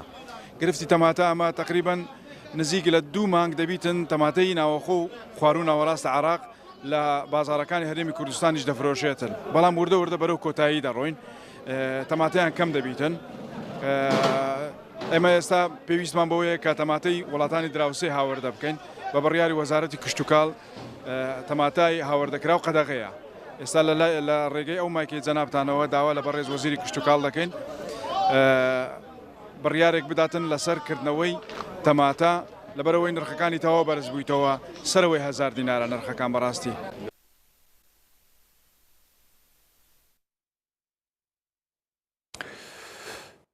تۆزێ ئەچینەوە لای زانیاریەکانی جەنگ و ئەو ڕووداوانەی کە ئەمڕۆ بەگشتی لە جەنگی نێوان ئەمریکا و ئیسرائیل بۆ سەر ئێران ڕوویان داوە ڕووداوەکانەوەی لە هەڵکشانە و ئەو وێنانی کێسایی بین ئەمە ئاسمانی تەلەبیبە ئەمڕۆ چەند جارێک لەلایەن ئێرانەوە بە موشک ینی هێرشکرایەوە سەر تەلەبی بوو هەروەها حیفا و قودس و ناوچە جیاوازەکانی ئیسرائیل بەڵام لە دوای و هێرشە سەختەی کە بەرەوانی ئەمڕۆ ئیسرائیل و ئەمریکا کردیانە سەر ینی ناوەندەکانی وزە لە ئێراندا ینی ئێران لەسەر زاری بەرپرسانی باڵای ئەو وڵات هەڕەشەی تۆڵەکردنەوە کات و هەڕەشەکە ژەوەیە کە هەموو ئەو ناوچانەی کە لە وڵاتانی کەندا و هەروەها لە ئیسرائیل کە ئەمریکا بەرژەوەندی تای هەیە و ئیسرائیل بەرژەوەندی تای هەیە و ناوەندی وزەن دەکرێتە ئامانج و تۆڵەی ئەو هێرشە ئاکاتەوە کە کرایە سەر گەورەترین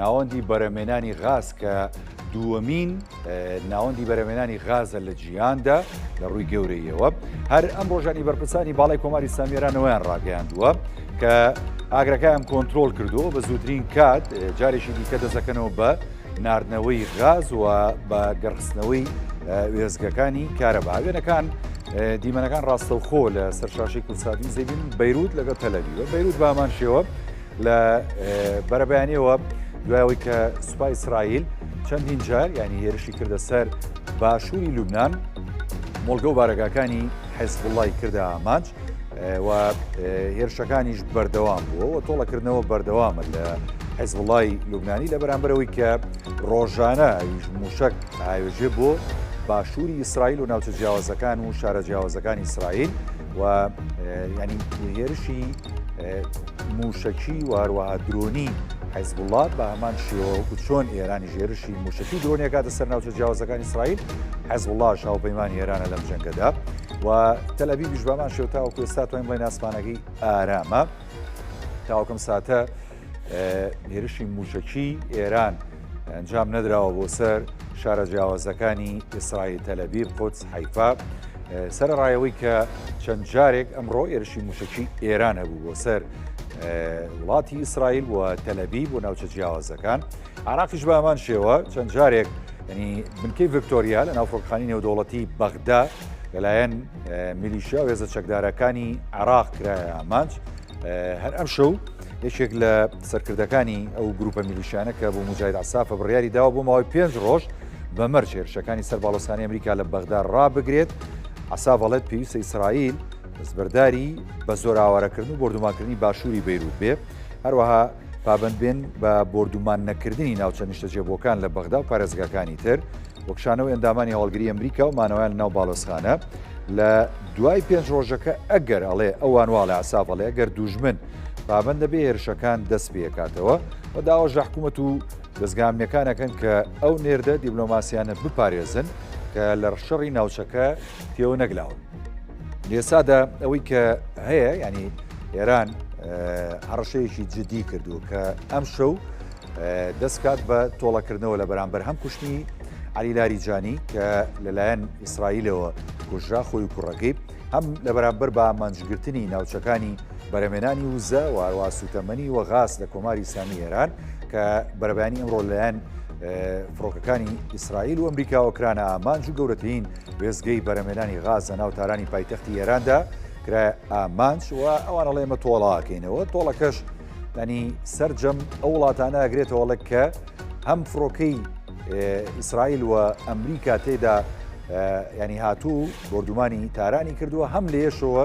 موشک ئاراستەی ینی ئەو ناوچانی کە وزەی ئێرانی تێدایە کراوە بۆیە ینی ئێستا وڵاتانی کەندا و ئەم شەو مەترسیەکانیان زیاترە بە تایبەتی بە ئامانجگرتنی ناوەندەکانی وزە لە وڵاتانی کەندا و وەروە لە هەرێمی کوردستانی ژانی کۆمپانیەکانی وزەوەیان نەشاردۆتەوە کە مەترسی گەورەیانێ بۆیە کە لەلایەن هەم ئێران ئەم میلیشیاکانی پاڵپشت لە ئێران هێرش بکەنە سەر ناوەندەکانی وزە لە هەرێمی کوردستان و عێراق هەروەکو پێشتر بینیمان هەرێمی کوردستان بەدەر نەبوو کە لەوەی لەلایەن گروپ و میلیشیاکانەوە بە درۆن هێرشکرایە سەرێکێک لە پاڵاوگەکانی بەرەمێنانی نەوت و هەروەها پاڵاوتنی نەوت و هەروەها وێزگەکانی بەرەمێنانی نەوت لە هەرێمی کوردستان و ئەوەش ینی مەترسی گەوری دروست کردو بە تایبەتی کۆمپانیای داناغاز ینی سەرجەم کارمەندەکانی ئەوانەی کە بیانین شاندوێتەوە لە ناو ینی وێزگەی بەرەمێنانی غاز لە کۆرمۆر هەرچەندە پێشتر ینی بەرپرسانی باڵای عراقەوەیان ڕاگەیاند بوو تەنانەت دوێنێش کە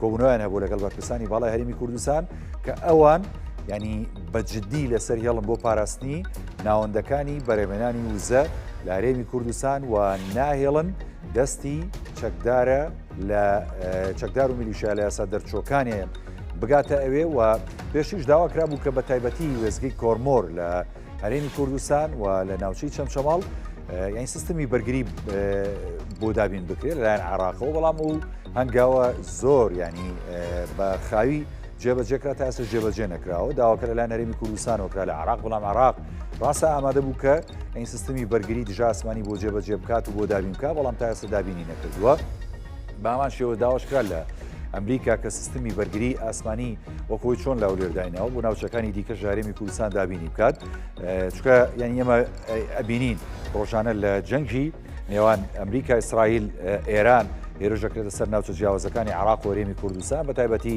ینی ناوچەکانی ینی وزە واروەها بنکە و بارەگاکانی هێزەکانی پێشمەرگی کوردستان هەر ئەمڕۆ چەند جارێکانی هێرشکرا سەر بنکە و بارەگاکانی هێزەکانی هەفتا وەروەها هێزەکانی دیکە لە هەرێمی کوردستان کە ئەمانە مووی ڕوودا و پێشهاتی ینی نەخوازراون و چاوەڕوانکراویشن بەڕاستی لەم جەنگەدا کە ڕووەدا چونکە ساد بە ساد و ڕۆژ بە ڕۆژ جەنگەکە لە نێوان ئەمریکا و ئیسرائیل و ئێران تونتر دەبێتەوە و وەڵامدانەوەکانیش لەلایەن ئێرانەوە تونتر دەبێتەوە و راپۆرتە ڕۆژنامەوانەکانەوە تا ئاماژە بۆ دەن کە ئەمریکایەوە دەرچەیەک بدۆزێتەوە بوو کە جەنگەکە بە کۆتا بێنێەوەی کە پێشبینی ناکراوە بوو کە ئێران ینی تاوەکۆم ساتە بەرگری بکات و بەرگریکردنەکەشی بەهێزە وەڵامدانەوەکانیشی بەهێزە لە بەرامبەر هەر هێرش و ینی با ئامانجگرتنیشی ئیسرائیل و ئەمریکا لە ناو ئێران چ بۆ سەرکردە سیاسیەکان و هەروە فەرماندە سەربازەکانیان چ بۆ ینی با ئامانجگرتنی ناوەندە هەستیارەکانی سوپای پاسداران و هێزانمیەکان و ناوەندەکانی وزە لە وڵاتە ئەو تانی ئێران لە بەرامبەردا ڕۆژ بە ڕۆژ ینی موشەکی نوێ و وەڵامدانەوەی تونتریە بێ بۆ هێرشەکانی ئیسرائیل بە دیاریکراوی و هەروە ئەمریکاش لە ناوچەکەدا چکە ئێرانەوە تا هەڕەشاکە لەسەر ئاستی باڵا سوپای پاسداران یانینی شاردۆتەوە کە دەڵێت ئەنی ئەم شەو وەڵامی توندیانە بێت بۆ سەر ناوەندەکانی وزە لە وڵاتانی کەندا و هەروەها لە ئیسرائیلیشدا چەند جارێکیش لە ماوەکانی ڕابردوو لە ئیسرائیل بامان شێو کۆمەڵێک ینی ناوەندی گرنگ و سیارکرانە ئاماج کە ناوەندی هەواڵگری موساد واروە سوپای ئیسرائیلی بوون وێنەکان دیمەنەکان قودس واروە تەلەبی بە لەسەر شاشی کورساد میزەی بێنن پێم وابێەوە هەورە کە لە ئاسمانی قودسدا دەڕات تاوەکم ساتی کێمە ینی قساکەین و ڕووماڵ دەکەین لە شاشەی کورساد میزەوە ئەتوانین بڵین موشک ئاڕاستە نەکراوە لەلایەن سوپای پاسدارانەوە بۆ ناوچە جیاوازەکانی ئیسرائیل بۆ قودس بۆ تەلەبی بۆ حیفا واروەها ناوچەی جیاوازی دیکە لە ئیسرائیل بەڵام پێدەچێت لە چەند ساتی داهاتوو و لە چەند سەعاتی داهاتوو ینی هێرشەکانی موشەکی سوپای پاسداران بۆ ناوچە جیاوازەکانی ئیسرائیل واروها بنکە و ناوەندە سەربازیەکانی ئەمریکا لە کەندا و هەروەها وەکو پێشتری ژاماژەم پێدا بۆ سەر ناوەندەکانی وزە لە وڵاتانی کەندا و پێشتر ینی ئێران سوپای پاسداران هێرشی کردە سەر ناوەندەکانی وزە بە تایبەتی لە وڵاتی سعودیە لە قەتەر لە بەحرین و لە ئیماراتیش بە هەمان شێوە لە عراقیش بە هەمان شێوە هێرشکرایە سەر ینی ناوەندی وزە لە بەسرە واروها لە هەرێمی کوردستانیش بۆیە ئەوەی کە پێشبینیەکرێت لەم جەنگە ڕۆژ بە ڕۆژ سات بە سات هەڵکشانە و کۆتایی یەک بۆ جەنگەکە تاوەکو ئێستا نادیارە و ینی ناوەندەکانی دیبلۆماسی و هەروەها پەیوەندی بۆ وەستاندنی ئەم جەنگە هیچ نییە بەرپرسانی باڵای کۆماری ئیسلامی ئێران ڕەتیەکەنەوە کە تاوەکو ئێستا هیچ ئاڵوگۆڕێکی نامە یاخود پەیوەندی تەلەفۆنیان هەبوو بێت لەگەڵ وڵاتەی ئەمریکا و بەرپرسانی باڵای ئەمریکا بۆ وەستاندنی جەنگەکە ئەوەی کە لە جەنگەکەشدا ینی ئێمە پێشبینیەکەین داخستنی گەروی هۆرمز هەر لە سەرەتای جەنگەوە تاوای کردووە کە ینی ئاستی وزە لە دنیادا ینی بکەوێتە قەیرانەوە نرخی یەک بەرمیل نەوتی خاوی برند لە ئێستادا وەکوی بینن لە سەرشاشەی کورسانیوز نرخەکەی $111 تێپەڕاندووە و عێراق و هەرێمی کوردستانیش بە حکمیەوەی کە ئەتوانین بڵین داهاتی لە 90 عراق لەسەر فرۆشتنی نەوتە لە ئێستادا کەوتۆتە خێرانیشی گەورەوە بۆیە هەر دوێنێ ڕێکەوتنیشی گەورە لە نێوان هەرێمی کوردستان و عراق ئێمزا کرا یاخود گەیشتنە لێک تێگەشتێک بۆ ینی ناردنەدەرەوەی نەوتی کەرکووک و هەرێمی کوردستان لە ڕێگەی بۆری نەوتی کەرکووک جەیهان بۆ ناوەندەکانی فرۆشتنی وزە و بەمەش ینی عراق ئەتوانین بڵین وەکو سەرچاوەکانی وزەی ڕاستە لە ئێستادا سنووردار بوو فرۆشتنی وزەی کەمتر بۆ تۆ بە تایبەتی نەوت و داهاتی نەوتیشی کەم بۆ تۆ چکە ڕۆژانە پێشتر بەزە ڕێگەی بەندەری فاو و نەوتی بەسرە ڕۆژانە 3 ملیۆن و نیو بەرمیل نەوتیە ناردە دەرەوە کە ئەمەش داهاتێکی باش بوو سەر و 5 ملیار بۆ 6 ملیار دلار بوو کە عراق ڕۆژانە لە فرۆشتنی نەوت ینی مانگانە دەستی دەکەوت بەڵام ئێستا داهاتە زۆر کەمی کردووە ئێستا تقریبان 20 ڕۆژی شەڕمان تێپەڕاندووە و عراق بێداهات بووە بەڵام ئەم دەرچەیە کە ئەتوانین بڵین لە داهاتوویشی نزیکدا ڕۆژانە نزیکەی 900,000 بەرمیل ینی نەوت لە ڕێگەی بەندەری جەیهانەوە دەفرۆشێ بە ڕێگەی ناردنەدەرەوەی بۆری نەوتی جەیهان کەرکووک واروەها بۆری نەوتی هەرێمی کوردستان کە هاوکارە بێت بۆ ناردنەدەرەوەی نەوت ئەمە ئەتوانین بڵین داهاتێکی باش تا ڕادێک لە ئێستادا بۆ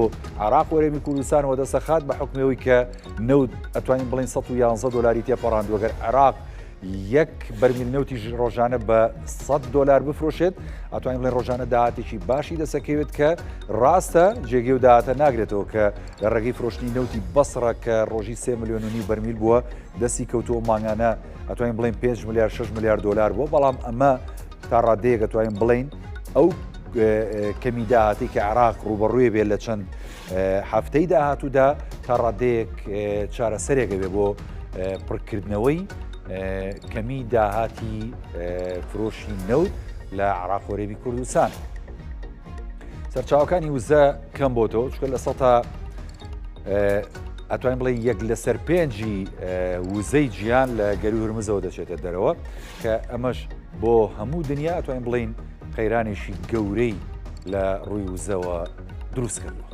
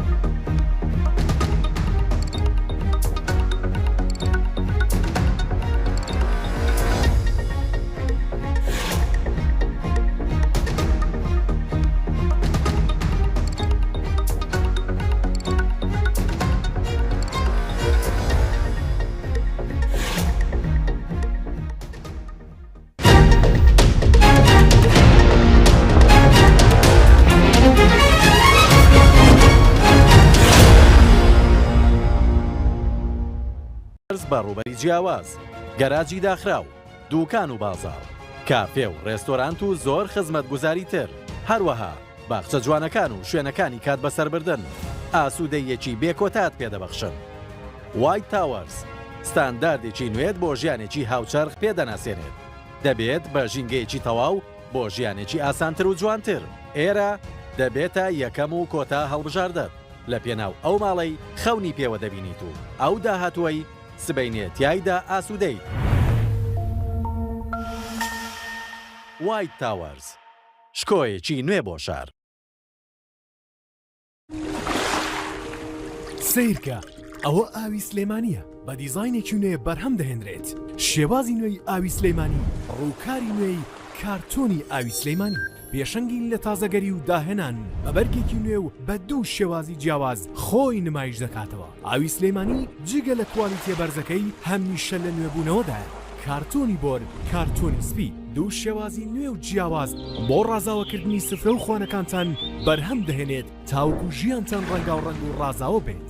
شایەنە بۆ ژیان، شایەنە بۆ تەندروستی. ئاوی سلێمانی شایەنی تۆیە. ڕووکاری نوێی کارتۆنی ئاوی سلێمانیمان گۆڕی.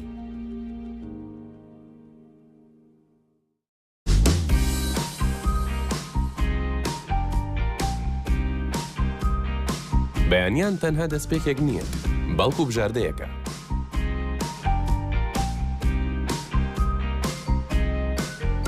هەنگاوی یەکەم ئەو ڕێگایە دیاری دەکات کە دەیگریتە بەر.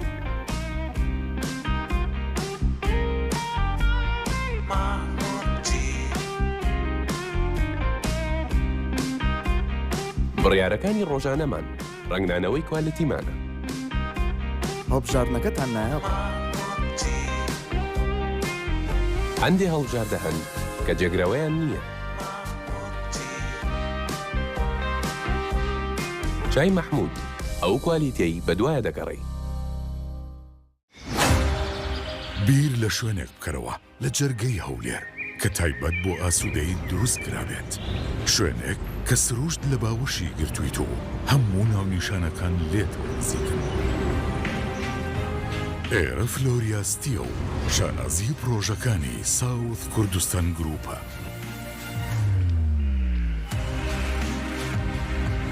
فلۆریا بۆ هەموو جۆرە ژیانێک ماڵی دابیر کردووە. قوتابخانە و خوێندنگەی نێودەوڵەتی داهاتوویەکی گەش بۆ منداڵەکانت فراهم دەکەن. لێرە ناوەندی بازارکردن و وەرزش و شوێنی یاری بۆ منداڵان و مزگەوت بەشێکن لە ژیانی ڕۆژانت. لە ناو ژاوەژاوی شاردا هێمنیەک ئەزمون دەکەیت کە ئارەزوو ناکەیت بەجێ بێڵیت.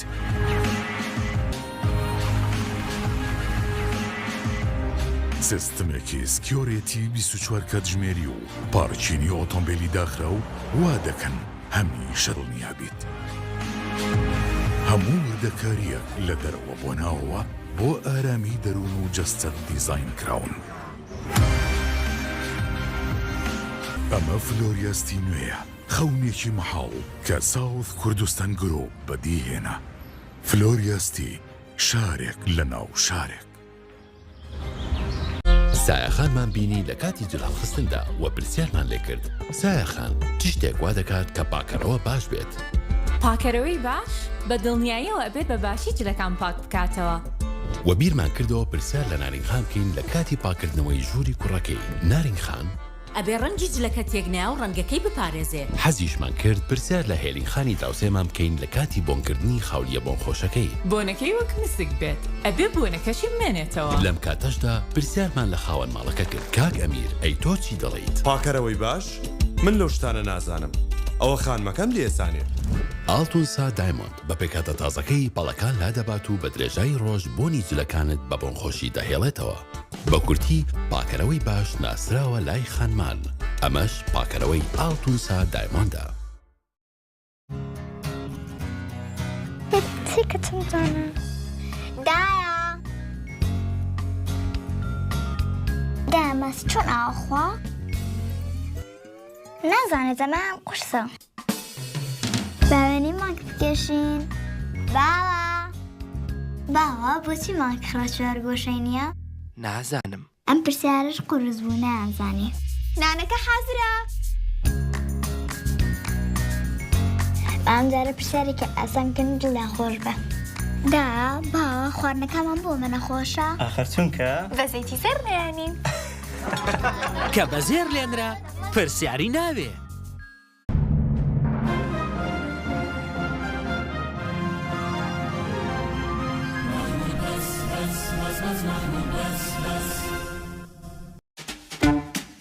دایکە هەست ناکەی شتێک کەمە؟ هەموو شتێک ئامادەیە کچم کەمێکی تر دایەنین ئەزانم برسیتانە؟ نا شتێک کەمە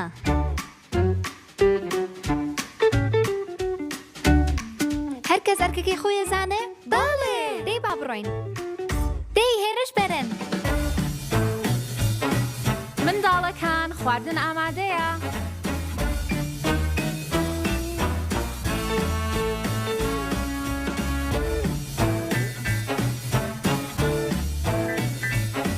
خواردن ئامادەیە ئێستا ئامادەیە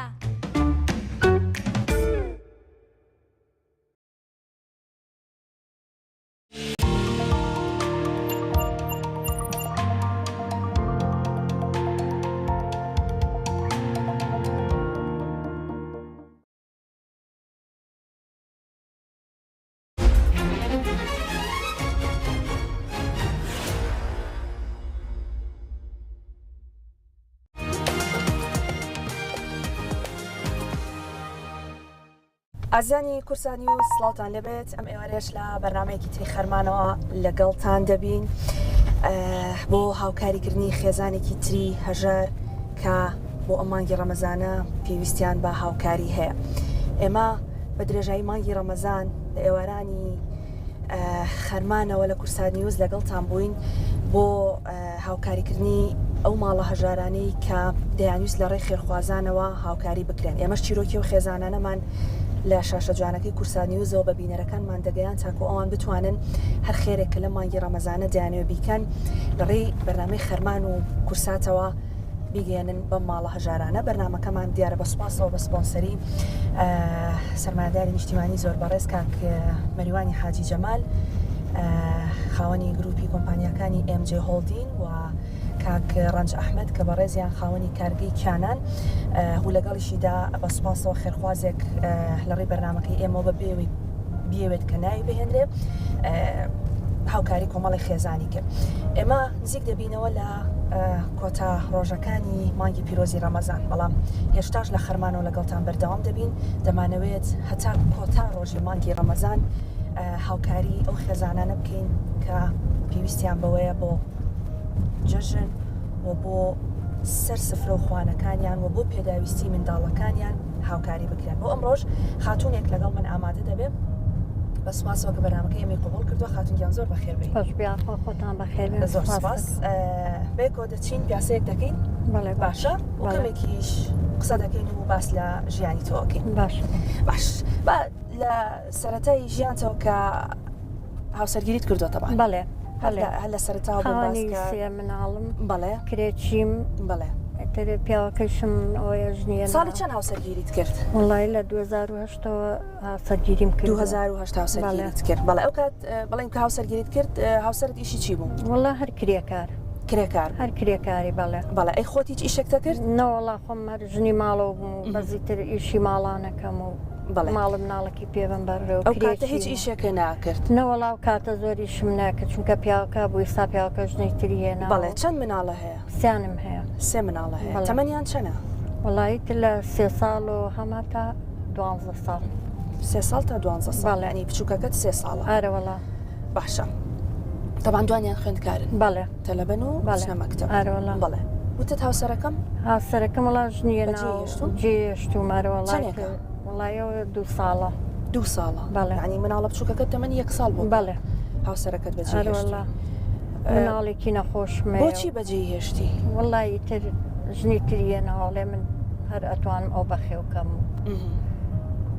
یعنی جا بۆ تۆ لە تۆ یان وڵایشتر گیان نەبووینەوە بەس بەجێهێشتوین هیچ پەیوەندیەکتان ناوەڵا هیچ. ینی ئاگەی لە مناڵەکانیشی ناوەڵا ناوەڵا تەلەفۆنێکیشیان بۆ ناکات. باش هەر خۆم بە ئیشی ماڵان بە خێویانەکەم. ئەوە بە تۆ بە سێ مناڵەوە کە هاوسەرەکەت بەجێ هێشتووی؟ بەڵێ. چۆن بە خێویانەکەی؟ وەڵی بە ئیشی ماڵان بە ئیشی ماڵان بەخوا تا دەستپل مەڵی دەستپلی پیاوە ئەوەنم ئیش کردووە ئەوەنم خۆت ئیشەکەی؟ ئارە بەخوا ڕۆژاناچی بۆ ئیش؟ ئارە وەڵا هەموو ڕۆژێ چم بۆیش ئیمڕۆنەبێ وەڵی تر جوو شۆردنەوە ناوماڵ پاکردنەوەیە و نانکردنەوە ئیتر هەر ئەوەیە هەروانە بەشی ئارە وەڵی بچووکەکانە بم لەگەڵ خۆمە و دوانیشیان تەلەبێ بەسا باشە مەکتەب نییە بچووکەکە جێڵم لایە کاتی ترکە مەکتەب هەبێت؟ ئای بم لەگەڵ خۆمە ئەرەوەڵا ئەبێبی بەم لەگەڵ خۆما کەس نییە لە ماڵۆ داینێم لای بەیانی ڕووی تایوارە؟ ئەرەوەڵی 4 و 5 جاری وایشکەومە 6 ژێمە ئەی چۆن خواردن وشت بۆ منداڵەکان؟ کورە بەخوا چێشتی لێنمە بێ بەشی هەڵی گرم بۆ 3 ڕۆژمان نابێ هەمووی بخۆین ئەڵێم بە چۆنێ بێ ڕۆژانە بۆیان گەرم کەم و بیخۆن ئارە بەخواست ئەوە بۆ 4 مانگە چێک سوێن بەخوا کرێخانە ئارە بەخوا چەنیت؟ حوشەکەم 3 ماڵی تایە وەڵی مانگی 225,000 225,000 ئارە وەڵی چەند مانەکرێت نێەوە؟ بەخوا ئەم مانگەمە 4 مانگە 4 مانە کرێخانە ئارە بەخوا ساحب ماڵەکە لێت قبولەکە؟ کورە نەوەڵا بەخوا لێ تا 2-3 ڕۆژی ترێک جەژنوانش ناخوا لای منە بێت چۆڵی کەیت داوای کردو چۆڵی ئارە وەڵا لەبەرەوەی کە کری نایت ئارە بەخوا باشە و ئیشەکەیکەی ینی توانێت ئەوەت نیەکرێت کورە بەخوا بەشی عیلاجی خۆم ناکا بەشی عیلاجی مناڵ ناکا بەشی پێداویستی خۆیان ناکا بۆ خواردنیە بۆ شتێ بە سوێن بەخوا 2-3 ڕۆژە و کچە بچووکەم داوای ماسی برژاوەکە نازام لەکوێ بۆنیاتۆ بە سەریارە لەدای ماسیە خۆم دەستم نییە نەبەخوا ناتوان حەزی لە ماسی و ناتوان ئارە بەخوا نەبەخوا ناتوانم بیکڕم بەچی کڕی نەبەخوا ناتوانم بۆی بکڕم ئەو کچە بچووکەت نەخۆشە؟ بەڵێ ئەروەڵا دڵی کونیتیایە هەر لە دایکبوونەوە زانیتان بە نەخۆشی؟ بەڵێ ئەرۆڵا ساڵە نەگەر چاک نەبێ مناڵ پارێز گیانمان بە مناڵ پارێز دەباویشم بیر نەچێ بخوا ئەوەی مناڵ پارێزیش بۆمانەکە هیچ کەسێ بۆم ناکە هاوکاریتانەکەن؟